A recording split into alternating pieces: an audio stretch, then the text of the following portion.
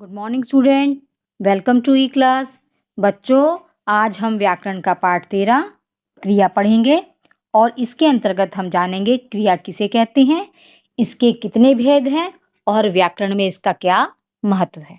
तो चलिए पाठ शुरू करते हैं। क्रिया। बच्चों, क्रिया का अर्थ होता है करना। अब कार्य करने के भी दो प्रकार होते हैं। कुछ कार्य प्रकृति अपने आप करती है, उसे किसी को करने की जरूरत नहीं होती है। जैसे हवा का चलना या नदी का बहना। नदी को कोई बहाता नहीं है, ये प्राकृतिक है दोनों चीजें।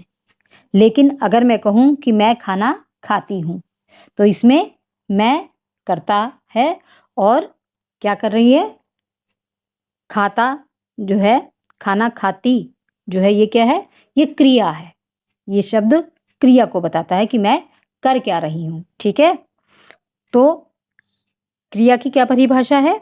वाक्य में जो शब्द किसी काम के करने या होने की सूचना देते हैं, उन्हें क्या कहते हैं? उन्हें क्रिया कहते हैं। बच्चों, क्रिया जो है विकारी शब्द होते हैं। विकारी शब्द क्या? वो शब्द जो स्त्रीलिंग, पुल्लिंग, वचन और काल के अनुसार परिवर्तित हो जाते हैं। यानी अगर क्रिया करने वाला पुल्लिंग है तो क्रिया भी पुल्लिंग में होगी, अगर स्त्रीलिंग है तो स्त्रीलिंग में होगा। ठीक है, अगर एक वचन में करता है तो क्या होगा, तो क्रिया भी एक वचन में, उसी प्रकार बहुवचन में भी परिवर्तन हो जाएगा। ठीक है बच्चों, क्रिया के मूल रूप को धातु कहते हैं। जैसे धातु होता है पढ़, लिख, जा, देख। ठीक है, और जब हम वाक्य में इसका प्रयोग करते हैं तो उसमें प्रत्यय लगाया जाता है। जैसे पढ़ से पढ़ना, लिख से लिखना। इस प्रकार इसको, क्रिया को वाक्य में प्रयोग करते हैं। क्रिया के बच्चों दो भेद होते हैं, अकर्मक और सकर्मक। अकर्मक क्रिया, वाक्य में जिन क्रियाओं को कर्म की अपेक्षा नहीं होती, यानी जिस वाक्य में कर्म नहीं होता, उसे अकर्मक क्रिया कहते हैं। जैसे बच्चा रोता है, इसमें बच्चा क्या है, करता है, और रोता है क्या है, क्रिया है। तो इसमें कर्म नहीं है, इसलिए ये अकर्मक क्रिया है। दूसरा भेद है सकर्मक क्रिया। वाक्य में जिन क्रियाओं शब्दों को कर्म की अपेक्षा होती है, यानी जिस वाक्य में कर्म होता है, उसे सकर्मक क्रिया कहते हैं। जैसे रवि सेब खा रहा है, तो इसमें रवि क्या है, करता है, खा रहा है क्रिया, और सेब क्या है, कर्म। ठीक है, तो यहाँ पर क्या है, सकर्मक क्रिया है। एक चीज और, इसमें अगर आप कर्म की जगह क्या अगर प्रयोग करते हैं और आपको उत्तर मिलता है, तो वो सकर्मक क्रिया है। जैसे रवि क्या खा रहा है, तो उत्तर क्या है आपका, सेब। ठीक है, तो इस तरह भी सकर्मक क्रिया को हम परख सकते हैं, हम जान सकते हैं कि इस वाक्य में सकर्मक क्रिया है या नहीं। बच्चों, सकर्मक क्रिया के दो भेद होते हैं, एक कर्मक क्रिया और द्विकर्मक क्रिया। जिन क्रियाओं का एक ही कर्म होता है, उन्हें एक कर्मक क्रिया कहते हैं। जैसे रमेश पत्र लिख रहा है, इस वाक्य में अगर आप कहें कि रमेश क्या लिख रहा है, तो उत्तर क्या है, पत्र। ठीक है, तो जब एक कर्मक क्रिया है इसमें, और एक कर्मक, अगर क्या का उत्तर मिल जाता है, तो वहां पे बच्चों सकर्मक क्रिया के अंतर्गत एक कर्मक क्रिया होती है। और द्विकर्मक क्रिया कहाँ होती है? जिन क्रियाओं के दो कर्म होते हैं, वे द्विकर्मक क्रियाएं कहलाती है। और इसमें क्या और किसको, दो प्रश्न का उत्तर आपको प्राप्त हो जाता है। जैसे एग्जाम्पल, गरिमा ने सखी को पत्र लिखा। ठीक है, गरिमा ने क्या लिखा, पत्र।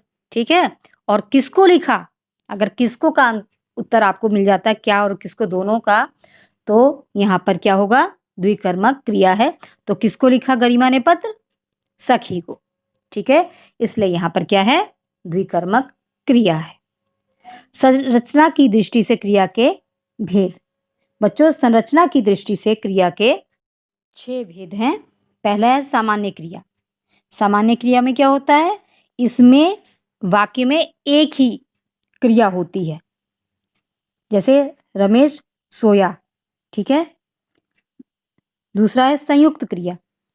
यहाँ पर क्या होता है, यहाँ पे दो या दो से अधिक धातुओं से बने क्रियापद को संयुक्त किया जाता है, लेकिन इसमें पहला जो क्रियापद होता है वही मुख्य होता है। जैसे मैंने काम कर लिया, ठीक है, तो यहाँ पे कर लिया, लिया से लेना नहीं होगा, कर यानी आपने काम कर लिया है। नाम धातु क्रिया संज्ञा, सर्वनाम, विशेषण आदि शब्दों में ना प्रत्यय जोड़कर बनने वाली क्रियाएं नाम धातु क्रियाएं कहलाती है। जैसे बात से बतियाना, अपना से अपनाना, शर्म से शर्माना, गर्म से गरमाना। इसके बाद है चौथा प्रेरणार्थक क्रिया।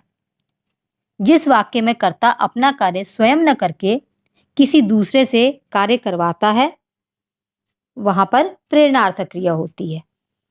जैसे माँ ने माली से पौधे लगवाए, ठीक है।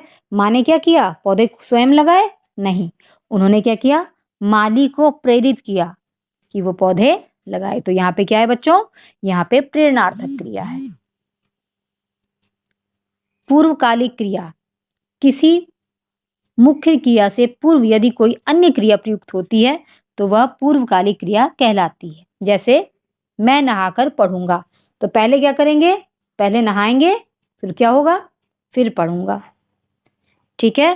पहले एक क्रिया पूर्ण होगी, फिर दूसरी क्रिया आरंभ होगी।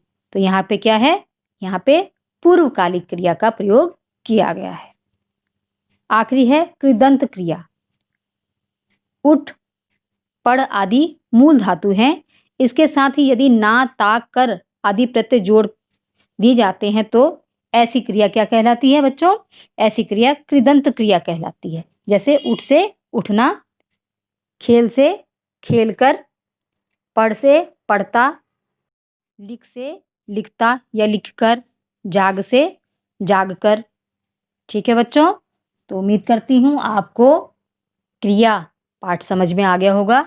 अब आप इसे अच्छे से याद कीजिएगा। Okay, thank you.